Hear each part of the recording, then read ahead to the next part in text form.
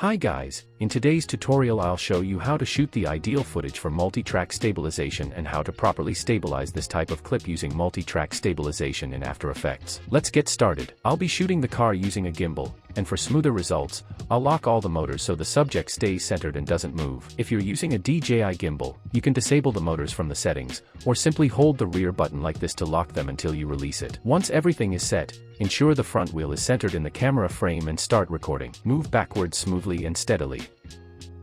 After a few steps, when the entire car is clearly visible, pause briefly and switch to the rear wheel. Hold for about 1 second, center the rear wheel in the frame, and then begin walking forward toward it.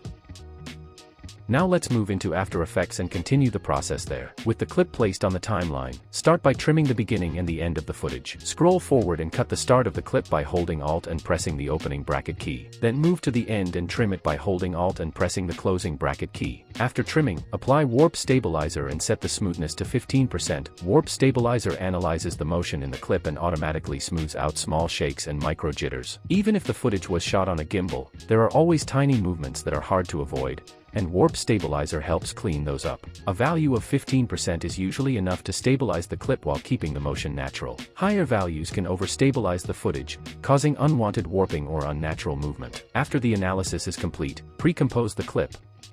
Ensure that Move All Attributes and Adjust Composition Duration are enabled, then confirm by clicking OK. Double-click the pre-composed layer to open it, and pre-compose the original clip once more. Many people ask why pre-composing is necessary. Effects such as Warp Stabilizer, Track Camera, and Stabilize Motion can sometimes conflict when used together. For example, if you apply Warp Stabilizer and then want to speed ramp the clip, you won't be able to enable time remapping on that layer. Pre-composing creates a fresh layer, allowing you to continue working without these limitations. Now that everything is set, we're ready to create the multi-track stabilization, and all we need to do is split the clip. Scroll forward to the exact moment when the camera begins shifting toward the rear wheel and stop there. Press Ctrl plus Shift plus D to split the layer. Then continue scrolling until the camera has fully transitioned to the other wheel, and split the layer again at that point. At this point, we have 3 layers. The middle one is the transition between the front wheel and the rear wheel, and we don't need to touch it yet. First we'll stabilize the front wheel, and after that, the rear wheel. Let's start with the front wheel.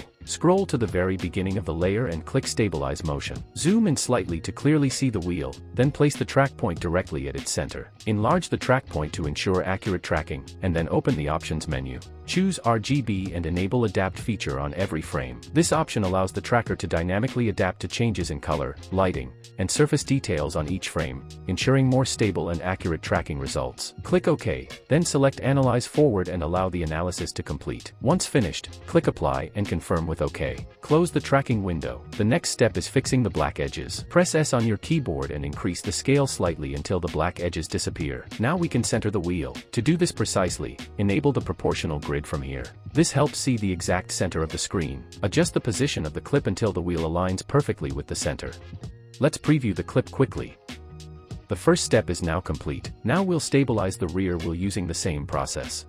If the track point does not appear after clicking Stabilize Motion, switch the current track from None to Tracker 1. Once the track point is visible, place it on the rear wheel. Increase the track point size for better accuracy, then open Options and apply the same settings as before. Finally, click Analyze Backward and allow the analysis to complete. Apply the tracking data and close the tracking window. Next, repeat the same steps. Scale the clip to remove the edges, then reposition it so the wheel is centered in the frame.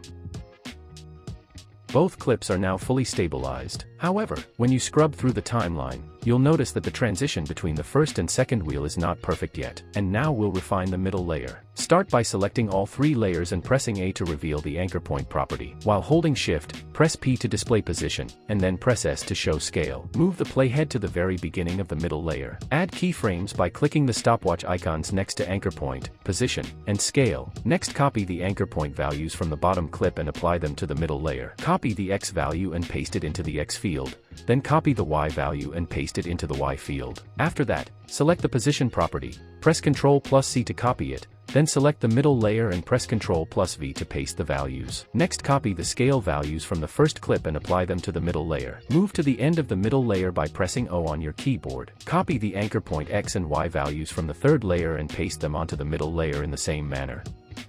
Repeat this process for position and scale.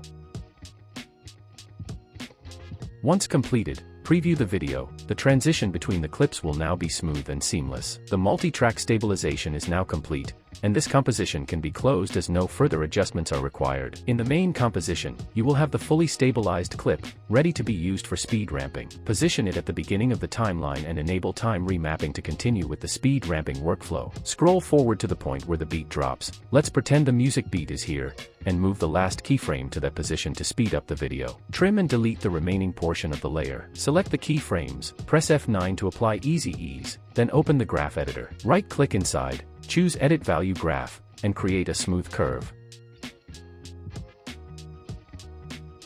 Once complete, preview the video to review the speed ramp.